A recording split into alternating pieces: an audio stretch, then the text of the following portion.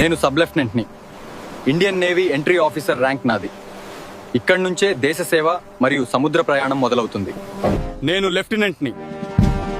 ఆఫీసర్లు మరియు సెయిలర్లతో కలిసి పనిచేయడం నా మొదటి నావికా నాయకత్వ అనుభవం. నేను లెఫ్టినెంట్ కమాండర్ని. నావిగేషన్, ఆయుధాలు మరియు ఆపరేషన్ల ముఖ్యమైన బాధ్యత నాదే. నేను కమాండర్ని. షిప్ యొక్క రోజువారీ కార్యకలాపాలు, వేసన అమలు ఇక్కడి నుండే నియంత్రించబడతాయి. నేను కెప్టెన్ని. యుద్ధ నౌక, సిబ్బంది మరియు మిషన్ యొక్క పూర్తి బాధ్యత నా ఆధీనంలో ఉంటుంది. నేను కొమడోర్ని. అనేక యుద్ధ నౌకల స్క్వాడ్రన్ల కమాండ్ నా బాధ్యత. నేను రియర్ అడ్మిరల్ని. నావల్, టాస్క్ ఫోర్స్ మరియు పెద్ద ఆపరేషన్ల నాయకత్వం ఇక్కడి నుండే జరుగుతుంది. నేను వైస్ అడ్మిరల్ని.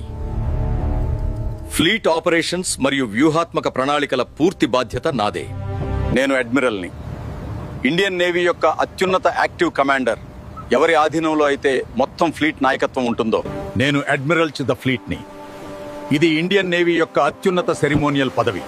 ఇది అసాధారణ విజయాలకు ఇవ్వబడుతుంది.